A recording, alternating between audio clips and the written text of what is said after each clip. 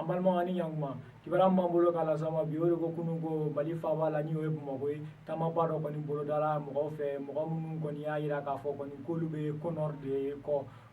Kɔnɔri in tɛ dɔwɛrɛ ye o ye balontan ɲɛnabɔ jɛkulu de ye min bilala sen kan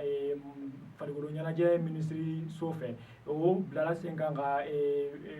Fɛma Futu de remplacer Fɛma Futu ale de tun bɛ balontanko ɲɛnabɔ o kɔni o kɛra kabini kalo tɛmɛnen marisi kalo tile 8 o ni sisan cɛ kuma caman kɔni wulilen bɛ balontanko la hakilina jiginna semaine tɛmɛnen yɛrɛ mɔgɔ dɔw bɔra ka bɔlɔnkɔnɔnaw minɛ ni ka taa yira premier ministre la ko olu kɔni ma jɛn ni ministre ka décision ye ni ye ka Fɛma Futu ci k'olu ka laɲini ye k'u ka Fɛma Futu segin an kɔni b'a yira la k'a fɔ kɔni ko kunun ko fɛnɛ mɔgɔ wɛrɛw fɛnɛ bɔra minnu ni ninnu tɛ kan kelen fɔ olu fɛnɛ mɔgɔ caman ye kɛmɛ caman u ye bɔlɔnkɔnɔnaw minɛ i n'a fɔ dɔgɔkun tɛmɛnen a kɛra cogoya min na u bɔra bourse de travail la ni kun da primature kan u ni premier ministre ye ɲɔgɔn ye ani maakɔfɔlen ninnu fɛnɛ y'a yira k'a fɔ kɔni ko olu ni dɔn ninnu kɔni tɛ kelen ye ko k'a d'a kan ko Kɔnɔri min ye jɛkulu min sigira ministre fɛ ko olu kɔni ka fɛla ye o jɛkulu in de ye ko donc k'olu kɔni ka sonsoromadon b'o ye premier ministre kɔni kɛlen ka ninnu kɔni recevoir a kɔni y'a yira k'a fɔ kɔni ko n'i y'a ye ko ni jɛkulu fila bɛɛ bɛ balontanko kunna ni mɔgɔ caman kɔni bɛ yen k'u bɛ ka nin kelen kelenna bɛɛ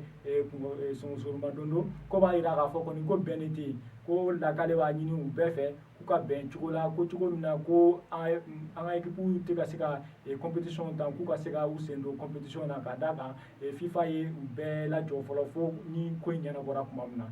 o tɛmɛnen kɔ an b'a yira la k'a fɔ fɛnɛ ko mɔgɔ minnu bɛ yen ni olu bɛ dɛmɛ don an ka population ma ni o ye jamanadenw ye minnu bɛ degun na ni a bɛ f'olu ma ko humanitaire olu kɔni ka ɲɛmaaba ni o ye coordinatrice de l'action humanitaire au Mali ale kɔni y'a yira k'a fɔ kɔni ko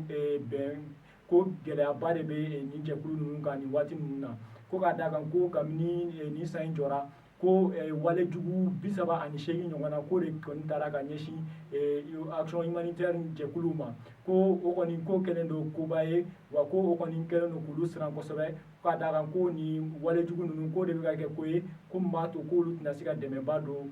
maliyɛn minnu mago bɛ dɛmɛ na i n'a fɔ kɛrɛnkɛrɛnnenya la an ka kɔrɔnfɛla fɛ ko o kɔni kɛlen don k'olu siran kosɛbɛ k'o de la k'olu b'a ɲini jamana ɲɛmaaw fɛ ani kɛlɛbolo fɛn o fɛn bɛ kɔrɔnfɛla fɛ ko a bɛɛ k'i sen don walasa kɔni ko nin walejugu minnu kɔni talen don ka ɲɛsin ONG humanitaire ma ko o bɛ se ka ban cogoya min na wa ni kunnafoni de tun b'an bolo k'a las'aw ma bi an ni ce aw ka tulomajɔ la